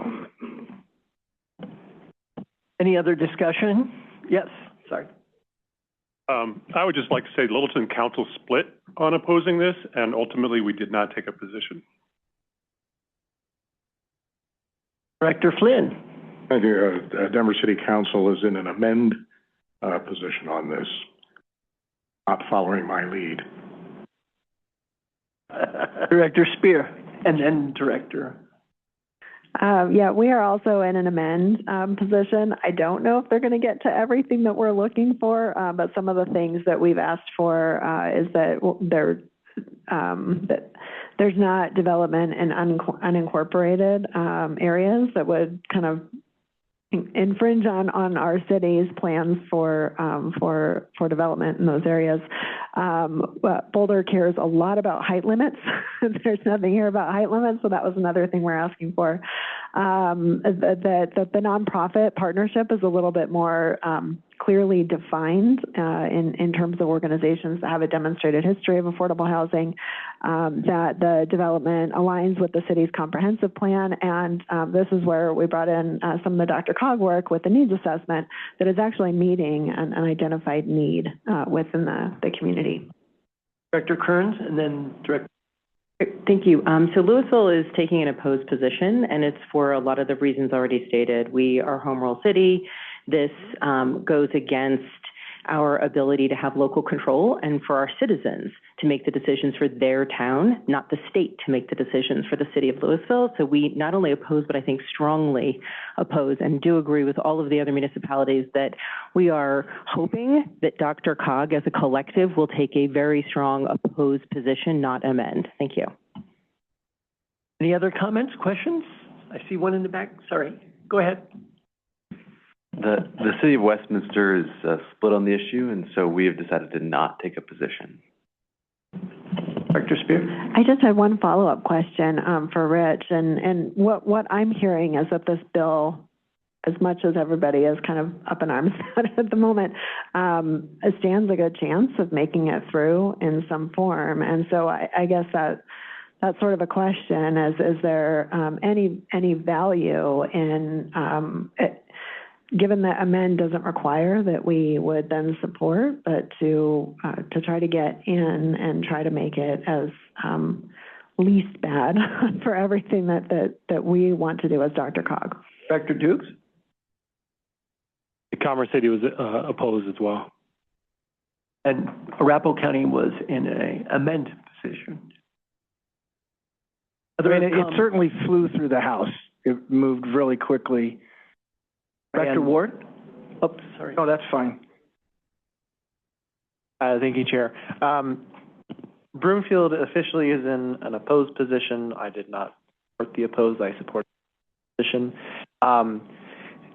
And I think the comments that Director Spear made just before about trying to make this least bad is probably the best thing we could do, given that it's likely going to pass. However, since I don't know how many of your communities require you to vote the way that the community has voted if you have, I can't support that particular tactic at the I think it's probably the better tactic to take.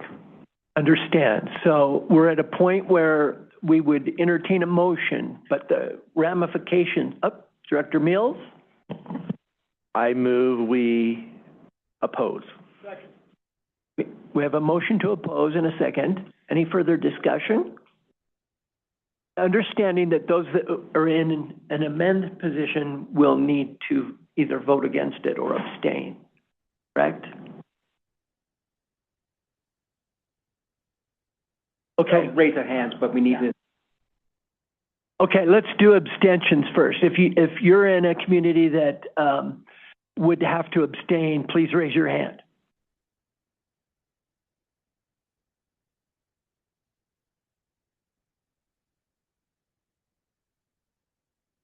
All right.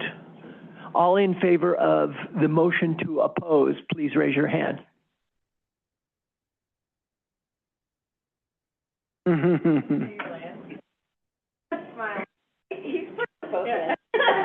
Only one hand, Mayor Lance. He's already got the lawsuit going. We're good. You can put them down. Just for the record, is there anybody that will oppose that one? Oppose, oppose the oppose or vote against, yeah. Just to make sure. Motion passes. The motion to oppose passes. So thank you. Rich, next one? Last one, I think I can say should be pretty easy, maybe, and quick, but because Senate Bill 001, I think you all either have probably supported it, or certainly CML and CCI are both supporting the bill. And this one deals with the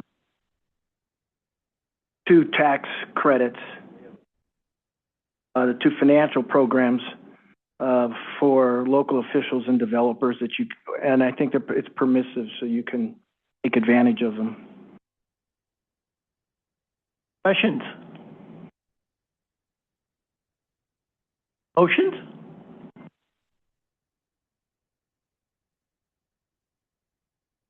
I move to oppose.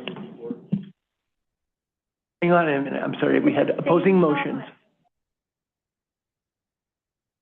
It was a motion to support. You're older. No, I believe I heard a motion to support and a motion to oppose. If I'm not mistaken. I'll defer to the, Okay. She said she'll defer to the old guy. No, maybe I should have said. There's more than one old guy here, just to be that's clear. true. Director Flynn, do you have a motion?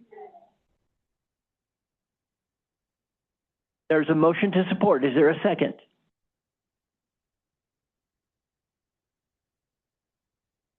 Okay, we have a second. Any further discussion? Yes. I oppose this because hidden in it, it takes away local control, and it really has the potential to impact communities around you that would impact the nature and quality of your own community.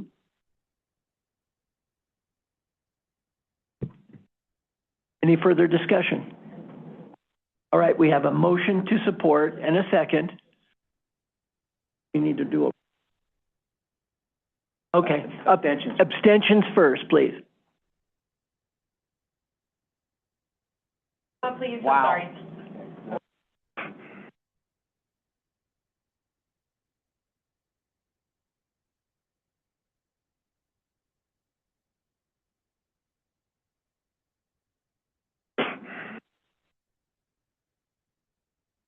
Hey.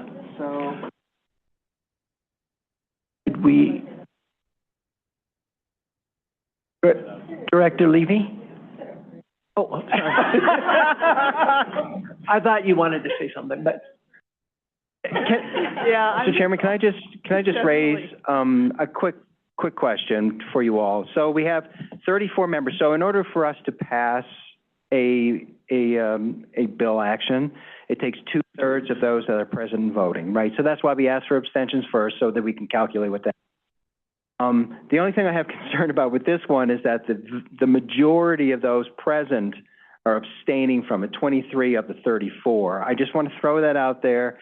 I don't know how that speaks to what we believe as a body, well, you can, I mean, we need 8 votes in order to pass it based on the rule. 23 or... Director Flynn. I modify my motion. Make a motion, we take no position. I would not want to see 8 members of this board commit the body. Thank you. So the motion has, does the second recognize that and accept that? So we have a revised motion to take no position and a second. All in favor of taking no position, raise your hand.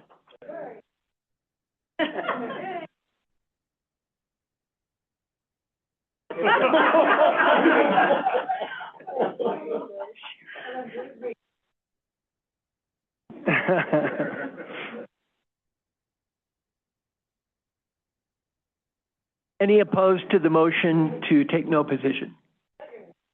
Abstentions? Director Flynn, it's the wisdom that comes with age.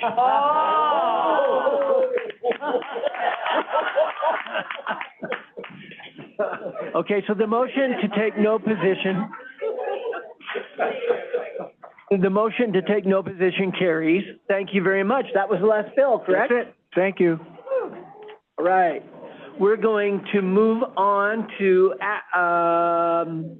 informational briefings. Item number 13, fiscal year 2029 and 2032 Transportation Improvement Program kickoff. Now, those years may look different, and so we're going to get an explanation from Todd Cottrell. You have the floor. Oh, thank you, Mr. Chair. Sorry, I didn't hear what you said, but I'll just open it up. It was about the years. Oh, perfect. I was talking to him about the gap year earlier, that's why. Yes. We're always going to confuse things around here. We're going to Europe for the gap year. I'm just... DRCOG paying that? Okay. So thank you. So a few weeks ago, we sort of officially kicked off the development of a new transportation improvement program covering federal fiscal years 29 through 32.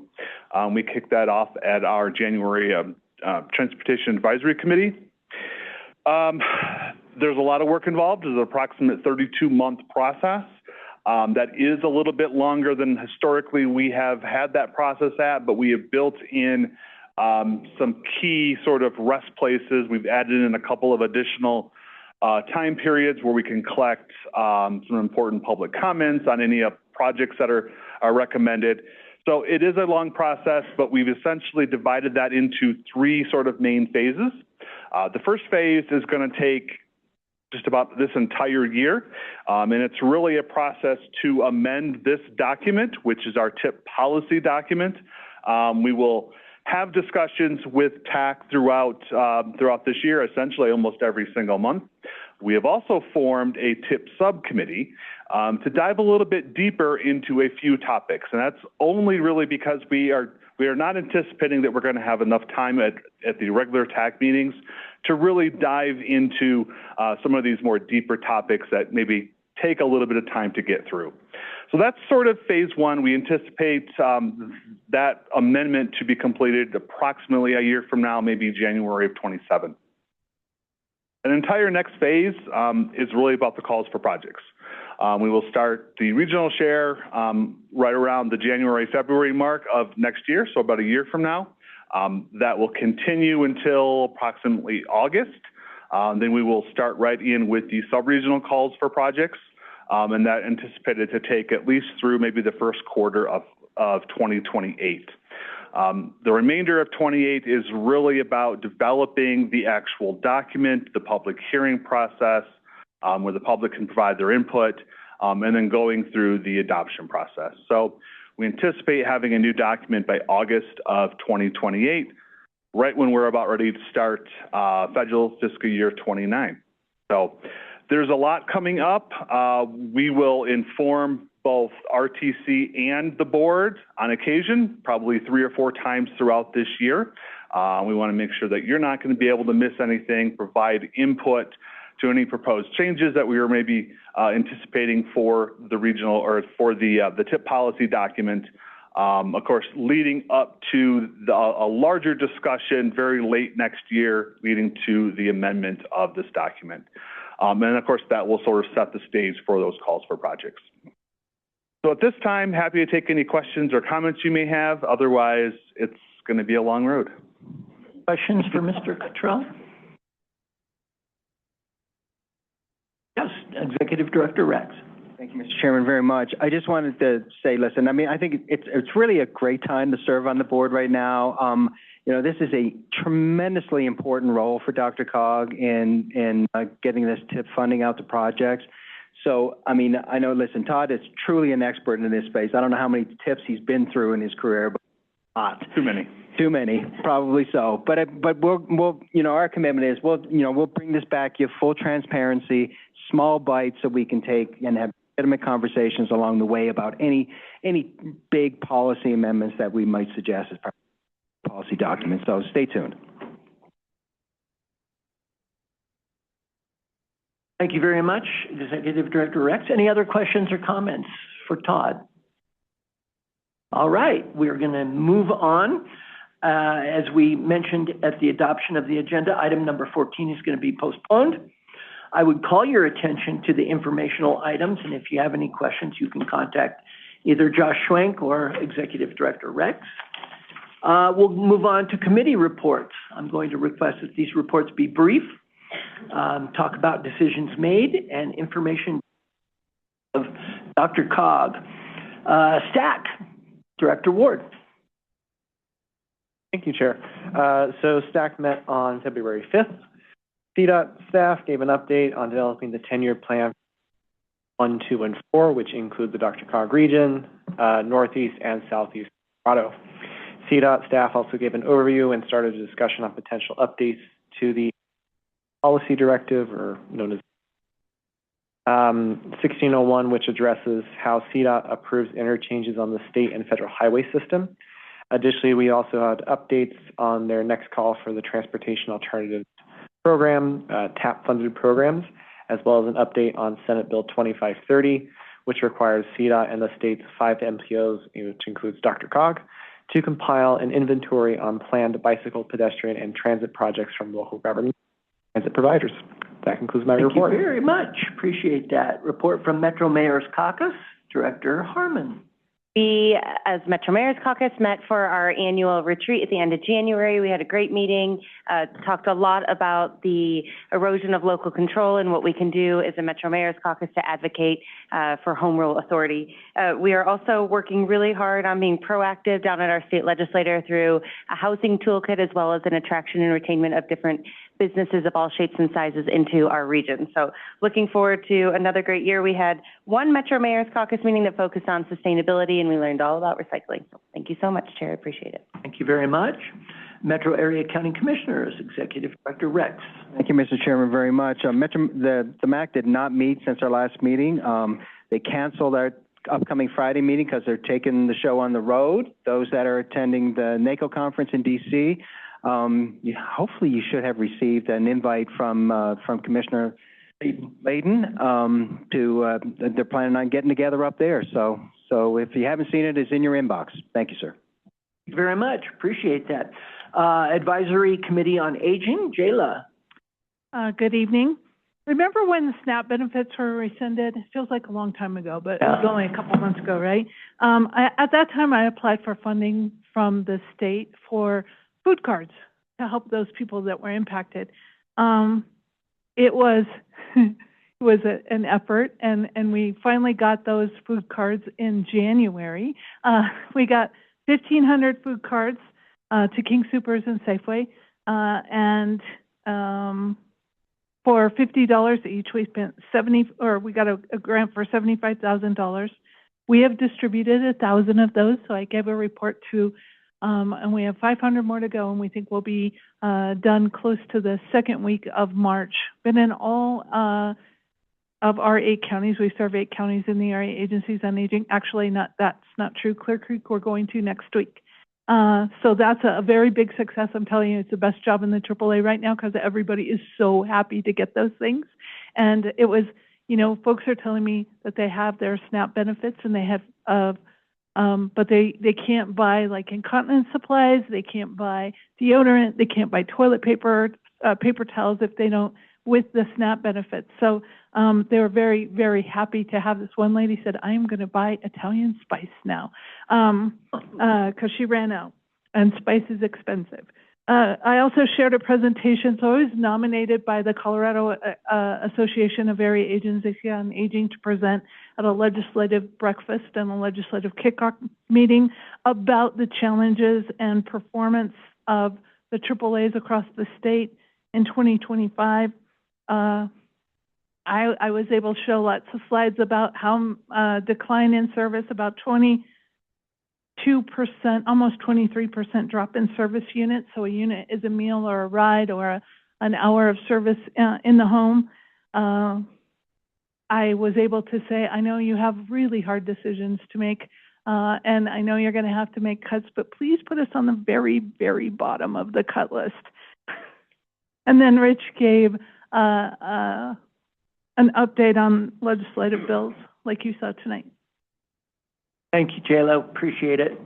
Regional Air Quality Council, Director Kern. Thank you.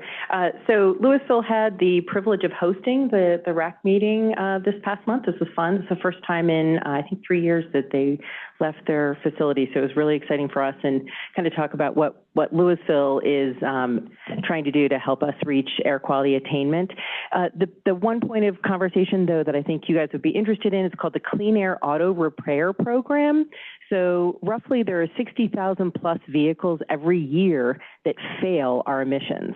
Every one of those cars on the road leads to severe health consequences and leads to our non-attainment. And the RAC was able to repair just this past year 105.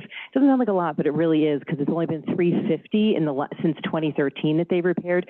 So just this past year, they repaired 105 of those cars, costing around $3,000 a piece. So you can imagine, for a low-income individual who cannot afford to buy a new car, a $3,000 repair to keep their car on the road and keep them going to a job, talk about economy rate, is critical. So I'm really proud to be part of a board that was able to participate in such great work, and I think all of you will be excited to share some of that news. The big cool thing is, though, comms from the RAC board to these people.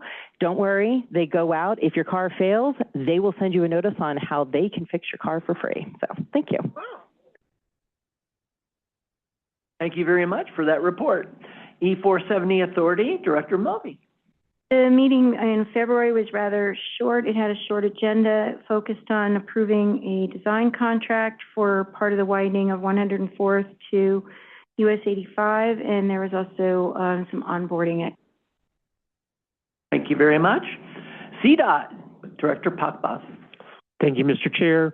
The Transportation Commission had their workshop earlier today where they had many presentations on the various budgets within CDOT and the enterprises, including the CDOT budget, the Bridge and Tunnel Enterprise budget, and the Fuels Impact Enterprise budget. There was also a joint meeting with CDOT and the Colorado Transportation Investment Office on Mustang funding and looking at long-term funding solutions on that and starting the conversation with that. And the commission will meet tomorrow to take action on at least one of those budgets for tomorrow. And that concludes my report, Mr. Chair. Thank you very much. Report from RTD, Director Saroy. Thank you, Mr. Chair. Just a couple things. On February 1st, RTD instituted a consolidation of 8 flex ride zones in the Denver Tech Center to make it simpler in terms of for our customers. So again, hopefully if you have customers in that area, that they are excited about that idea of have a much simpler approach versus 8 different flex ride zones. Also, I did want to say, announce that our partnership program, which I know many of you are interested in, the call for projects is going to be out April 11th. So look for that, and then that will be for funding for 27 through 29. Thank you very much. Our next meeting is March 18th, and as my last meeting chairing this group, I'll just say it's been an honor to serve. I grew up in Denver. I'm a native of Denver. I was born and raised in Denver. and grew up reading the Rocky Mountain News, seeing that acronym, DRCOG, all over the place. And so to be chair of this organization, it is definitely one of the most rewarding experiences in my life because I get to meet with you, because I get to interact with you. I can say I know them. And I go back and I talk to my fellow commissioners about the things that we talk about, the collaboration. And they're jealous because I get to do this. So thank you very much, and I hope you'll give all your support to Mayor Whitlow as she takes over next month. Thank you. We are... Executive Director Rex has a few more things. Oil that, but that does, so he's such a, again, like I said, he's a great guy. Couple things real quick.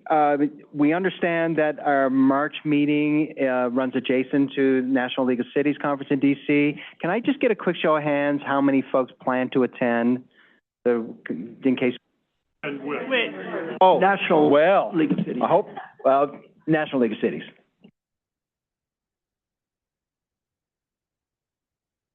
Okay, yeah, we're a little concerned about quorum. We'll talk about it internally and with the executive committee. There's a chance we may move it to have a special meeting in the first part of April, utilize our board work session. So just FYI for now, but we'll send out additional communication as we figure all that out. Last thing, if you park downstairs, get a sticker from Melinda, kind of a new process. And new folks, go through this door, follow the crowd. And thank you to Police Officer Abby in the back.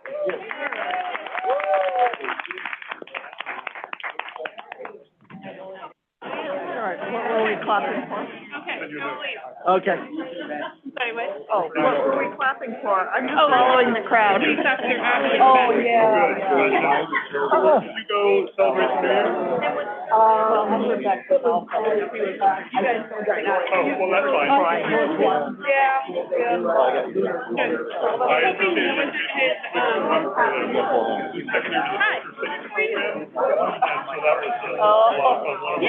I walked around the lake in my neighborhood. Good. No, I live here.